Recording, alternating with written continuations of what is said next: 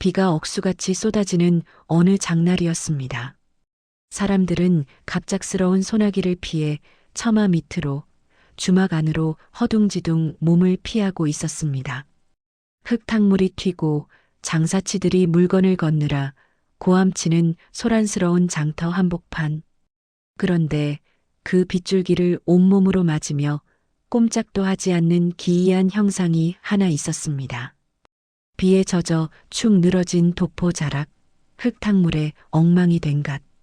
겉보기에는 분명 양반의 행색을 한 사내였습니다.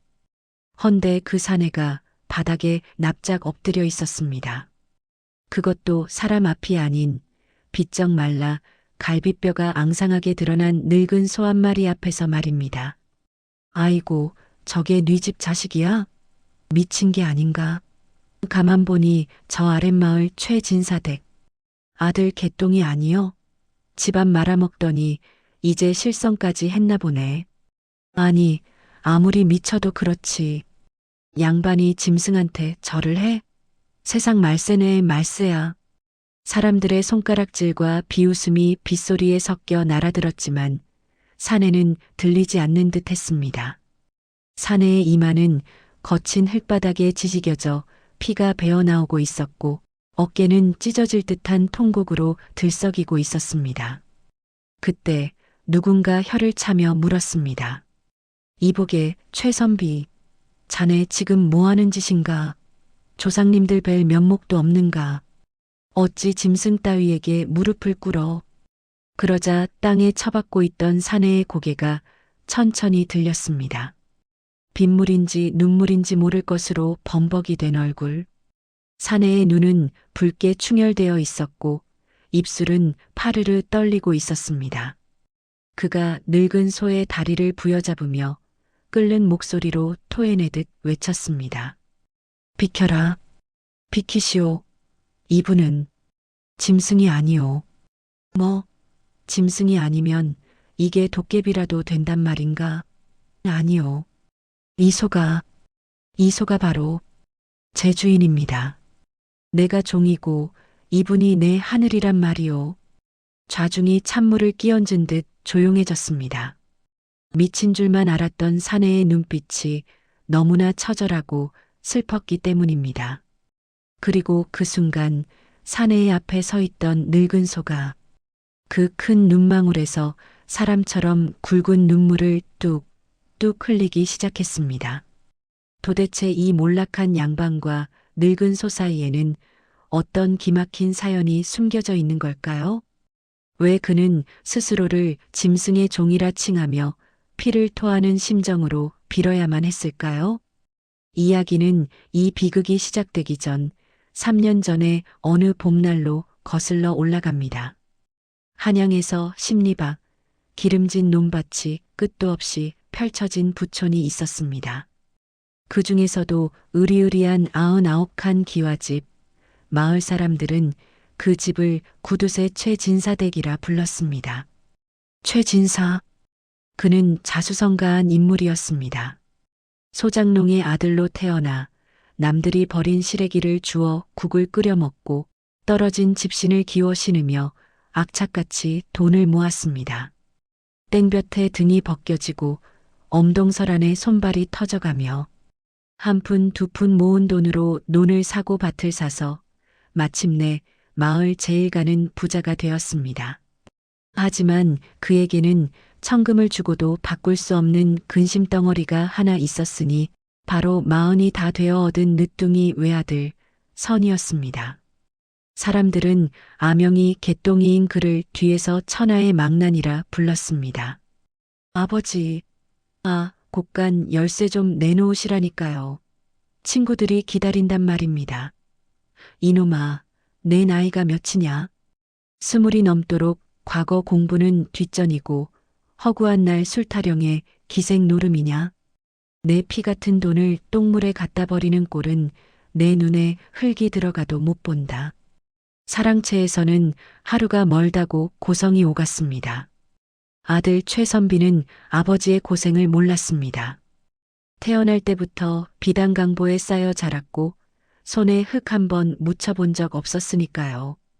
그에게 아버지는 그저 돈을 움켜쥐고 안 주는 지독한 노인네일 뿐이었습니다. 아버지는 평생 그렇게 사셔서 좋으십니까? 썩은 냄새. 나는 전대만 차고 맛난 고기 반찬 한 번 마음껏 못 드시고 남들은 제가 부자 아들이라고 부러워하지만 저는 거렁뱅이만도 못하게 삽니다. 창피해서 살 수가 없다고요. 아들의 모진 말은 비수가 되어 최진사의 가슴에 꽂혔습니다.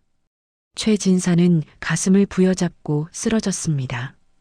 평생을 몸이 부서져라 일만 하느라 골병이 든 데다 자식에게 받은 상처로 화병까지 겹친 것입니다. 그해 겨울, 유난히 눈이 많이 내리던 밤이었습니다. 최진사의 방에서는 거친 숨소리가 들려왔습니다. 죽음의 그림자가 짙게 들이운 최진사는 앙상하게 마른 손을 허공에 휘저으며 아들을 찾았습니다. 개똥아, 내 아가, 어디 있느냐? 기방에서 친구들과 술을 마시다 헐레벌떡 뛰어온 아들이 방문을 열었습니다. 술 냄새가 진동을 했습니다. 아버지, 저 왔습니다.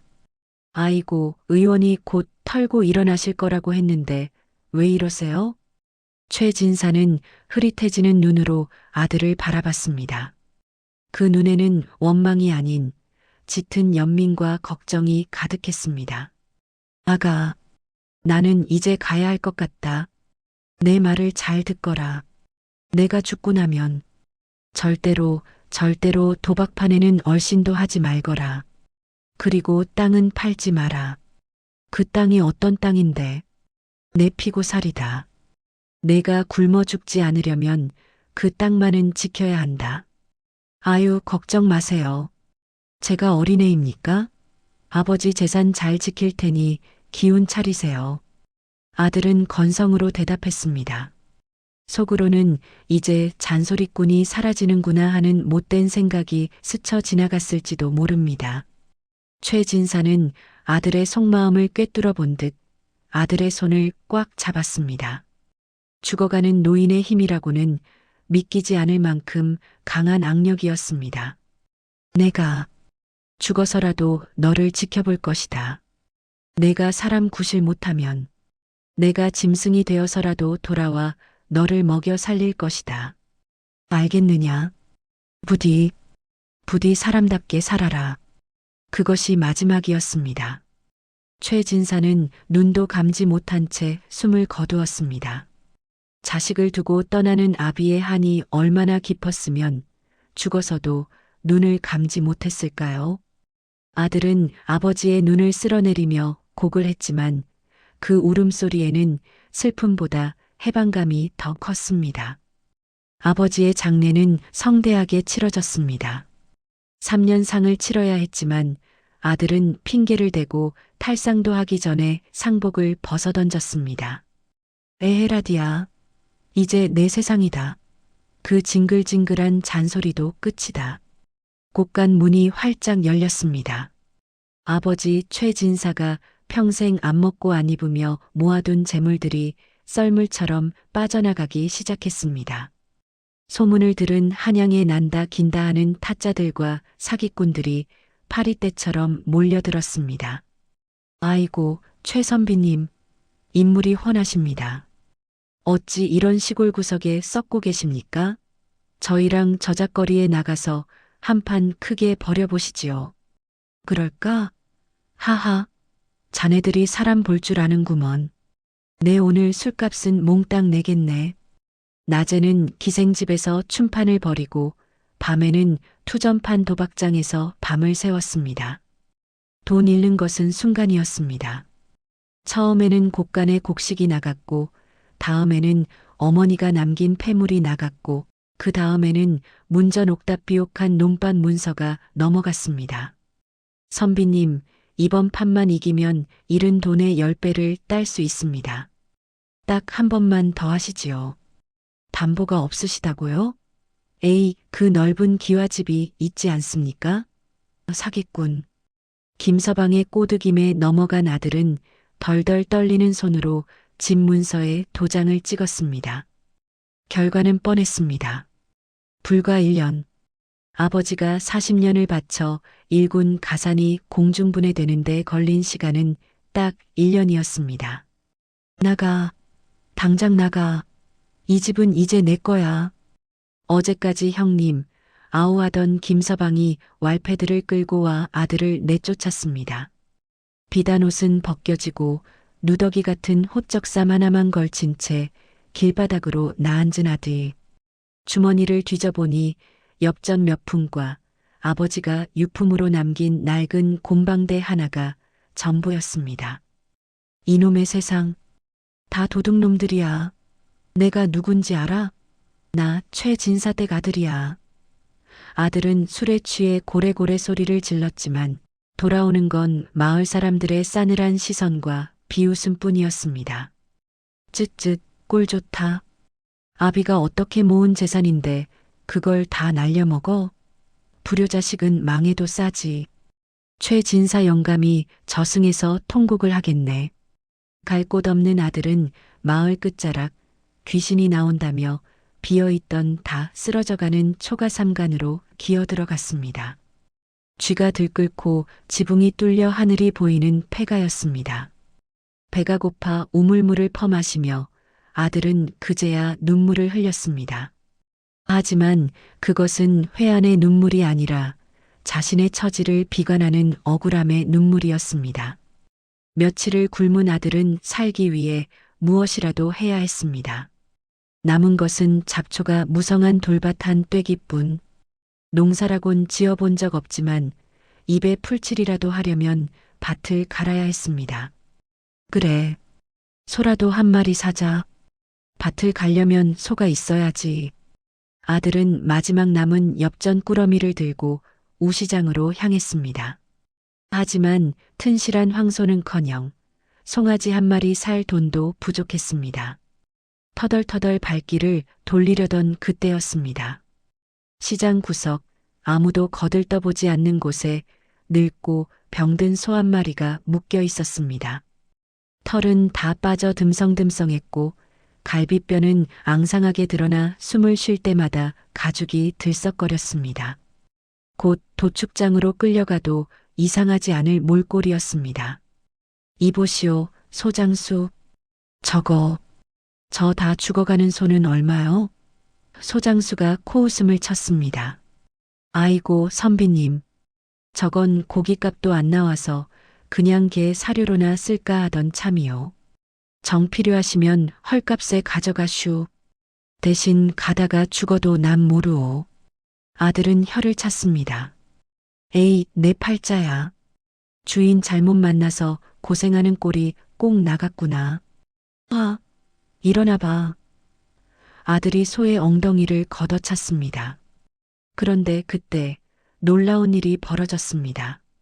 바닥에 주저앉아 있던 늙은 소가 힘겹게 몸을 일으키더니 아들을 향해 고개를 돌렸습니다.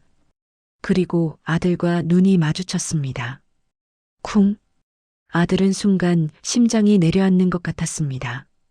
소의 눈. 그 눈은 짐승의 눈이라고 하기엔 너무나 깊고 슬프고 젖어 있었습니다. 마치 오랫동안 헤어졌던 자식을 다시 만난 부모의 눈빛처럼 소는 아들을 뚫어져라 응시했습니다. 뭐야? 왜 그렇게 쳐다봐? 기분 나쁘게. 아들이 흠칫 놀라 뒷걸음질 쳤지만 소는 아들에게 다가와 냄새를 맡듯 킁킁거렸습니다. 그리고는 아들이 고삐를 잡기도 전에 먼저 앞장서서 걷기 시작했습니다. 어디가? 거긴 우리 집 가는 길이 아니. 어라? 소는 누가 가르쳐 주지도 않았는데 아들이 사는 마을 어귀를 향해 정확히 걸어가고 있었습니다. 마치 그 길을 수십 년 다녔던 것처럼 익숙하고 편안한 발걸음이었습니다. 아들은 묘한 기분에 휩싸인 채 홀린 듯 소의 뒤를 따라갔습니다. 이것이 바로 껍데기만 짐승인 아버지와의 기묘하고 슬픈 동거의 시작이었습니다. 집에 돌아온 소는 시키지도 않은 일을 하기 시작했습니다. 아들이 방 안에 누워 배고파 죽겠네 하고 투덜거리고 있으면 마당에서 스삭, 스삭 소리가 들렸습니다. 나가보면 소가 무너진 돌담에 몸을 비비며 돌을 쌓고 있거나 마당에 자란 자풀을 입으로 뜯어내고 있었습니다. 그놈 참 신통하네. 밥값은 하려나 보다. 아들은 대수롭지 않게 여겼습니다. 본격적인 농사철이 되었습니다. 아들은 쟁기질이 서툴렀습니다. 조금만 힘들면 밭두렁에 앉아 쉬거나 낮잠을 잤습니다. 하지만 소는 쉬지 않았습니다. 주인이 쉴 때도 홀로 쟁기를 끌며 밭을 갈았습니다. 아들의 횡포는 날이 갈수록 심해졌습니다. 농사가 뜻대로 안 되면 소에게 화풀이를 했습니다. 야, 이 멍청한 짐승아. 똑바로 못 가? 내가 너 때문에 이 고생이다. 짝, 짝. 아들은 회초리로 소의 등짝을 후려쳤습니다. 살가죽이 터져 피가 맺혔습니다. 보통의 소라면 뒷발질을 하거나 날뛰었겠지만 이 늙은 소는 단 한 번도 반항하지 않았습니다. 그저 음매 하고 낮은 울음소리를 내며 매를 맞았습니다. 그 눈에는 원망 대신 철없는 자식을 바라보는 안타까움만이 서려 있었습니다. 마을 사람들은 수군거렸습니다. 저 집 소는 귀신이 들렸나 봐. 밤에도 잠을 안 자. 그러게. 어젯밤에 지나가다 봤는데 달밤에 소가 혼자서 밭에 나가 돌을 골라내고 있더라고. 사람도 저렇게는 못해. 주인은 천하의 잡놈인데 소는 생불이네 그려.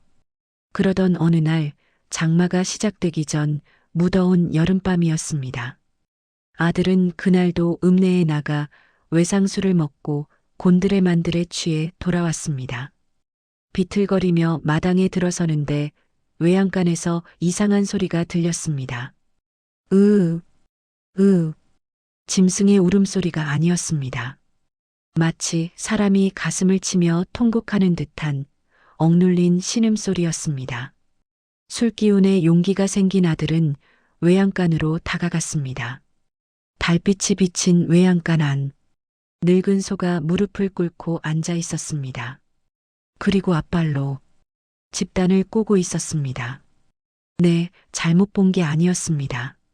소가 갈라진 발굽으로 서툴지만 정성스럽게 집신을 삼고 있었습니다. 아들의 발을 보십시오. 다 떨어진 집신 사이로 발가락이 튀어나와 상처투성이인 아들의 발. 소는 낮에 본 아들의 발이 마음에 걸려 밤을 새워 집신을 만들고 있었던 것입니다. 아들은 술이 확 깨는 것을 느꼈습니다. 등골이 오싹해졌습니다. 이게 무슨 병고야? 소가 집신을 삼다니. 아들이 덜덜 떨며 뒷걸음질 치는데 소가 고개를 돌려 아들을 바라봤습니다. 달빛에 비친 소의 눈에서 눈물이 주르륵 흘러내렸습니다. 그 순간 아들의 뇌리에 번개처럼 스치는 기억이 있었습니다. 어릴 적 사랑방 문틈으로 보았던 아버지의 모습, 밤 늦도록 잠도 안 자고 어린 아들의 꽃신을 삼아주던 투박하지만 따뜻했던 아버지의 손길. 설마. 아들은 고개를 세차게 저었습니다. 아니야, 내가 술이 과했어. 헛것을 본 게야. 아들은 도망치듯 방으로 뛰어들어가 이불을 뒤집어 썼습니다. 하지만 밖에서는 밤새도록 소의 구슬픈 울음소리가 들려왔습니다. 음매해. 아가. 아프지 마라. 음매해. 내 껍데기가 다 닳아도 너는 지킬 것이다. 그 소리는 짐승의 소리가 아닌 아버지의 자장가였습니다. 다음 날 아침 아들은 늦게까지 잠을 잤습니다. 밖이 소란스러웠습니다. 이보게, 최선비, 좀 나와보게. 큰일 났네. 옆집 김노인의 다급한 목소리였습니다. 아들이 부스스한 눈을 비비며 문을 열었습니다. 김노인이 새파랗게 질린 얼굴로 마당에 서 있었습니다. 자네 집 소가 쓰러졌네. 숨이 넘어가게 생겼어. 예, 그게 무슨 소리요? 아들은 신발도 신지 못한 채 밭으로 뛰어갔습니다. 땡볕이 내리쬐는 밭고랑 한가운데 늙은 소가 거품을 물고 쓰러져 있었습니다. 며칠 밤낮을 쉬지 않고 일한 탓에 늙은 몸이 버티지 못하고 탈진한 것입니다. 아, 일어나. 꾀병 부리지 말고 일어나란 말이야. 아들은 소의 고삐를 잡아당기며 소리쳤습니다. 소가 죽으면 당장 농사는 누가 짓겠습니까? 아들의 이기심은 끝이 없었습니다. 하지만 소는 미동도 하지 않았습니다. 거친 숨을 몰아쉬며 초점 잃은 눈으로 허공만 바라볼 뿐이었습니다. 아들은 화가 나서 작대기를 들어 올렸습니다. 이놈의 짐승이 주인이 오라는데 철썩? 작대기가 소의 엉덩이를 내리쳤습니다. 그때였습니다. 흙투성이가 된 소의 엉덩이 가죽이 찢어지며 그 안에 감춰져 있던 흉터가 드러났습니다. 아들의 동작이 멈췄습니다. 작대기가 손에서 스르르 떨어졌습니다.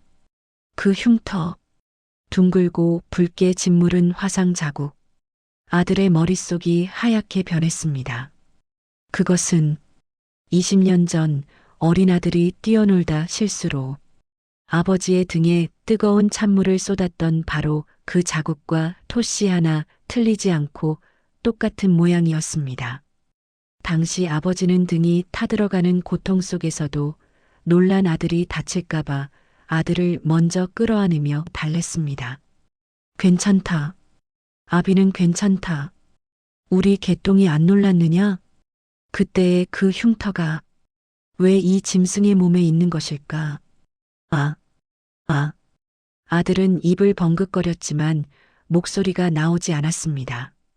다리에 힘이 풀려 그 자리에 털썩 주저앉았습니다. 기어서 소의 엉덩이로 다가갔습니다. 떨리는 손으로 그 흉터를 만졌습니다. 뜨거웠습니다. 아들은 천천히, 아주 천천히 소의 얼굴 쪽으로 기어갔습니다. 쓰러진 소가 힘겹게 눈을 떠 아들을 바라봤습니다. 그 눈, 어제 술에 취해 들어온 자신을 보며 흘리던 눈물, 매를 맞으면서도 원망 없이 바라보던 그 눈, 그리고 죽기 직전 자신의 손을 잡으며 죽어서라도 너를 지키겠다던 아버지의 그 눈, 모든 것이 맞춰졌습니다. 이 손은 밭을 가는 짐승이 아니었습니다. 자신의 죄를 대신 짊어지고 자식을 먹여 살리기 위해 축생의 탈을 쓰고 돌아온 나의 아버지였습니다. 아버지. 아들의 떨리는 부름에 소의 눈에서 굵은 눈물 한 방울이 톡 하고 떨어졌습니다. 소가 마지막 힘을 짜내어 아들의 손등을 거친 혀로 하찼습니다. 그래, 내 새끼, 이제야 아비를 알아보는구나. 으아악. 밭이 떠나가라 처절한 비명이 울려 퍼졌습니다. 아들은 소의 목을 끌어안고 흙바닥에 얼굴을 파묻었습니다. 아버지, 제가 죽일 놈입니다. 제가 천하의 불효자식입니다. 아버지를 짐승처럼 부리고 때리고 제가 사람입니까? 으흐흐. 아들은 자신의 머리를 돌바닥에 찌우며 오열했습니다. 이마가 찢어져 피가 흘러내려 소의 얼굴을 적셨습니다. 피와 눈물이 뒤섞인 참회의 현장. 하늘도 그 슬픔을 아는 듯 맑았던 하늘에서 갑자기 굵은 빗방울이 후두둑 떨어지기 시작했습니다. 그것이 바로 장터에서 사람들이 보았던 소에게 절하는 미친 양반의 전말이었습니다. 하지만 운명은 가혹했습니다. 아들이 뒤늦게 깨달았을 때는 이미 아버지의 영혼이 깃든 소의 수명이 다해가고 있었습니다. 저승사자가 장부를 들고 이들의 집 앞 당산나무 아래 도착해 있었기 때문입니다. 과연 아들은 죽어가는 아버지를 살릴 수 있을까요? 그리고 아버지는 왜 하필이면 소가 되어 그토록 고통스러운 삶을 자처했을까요? 짐승이 된 아버지와 짐승만도 못했던 아들의 눈물겨운 마지막 이별 이야기 2부에서 계속됩니다.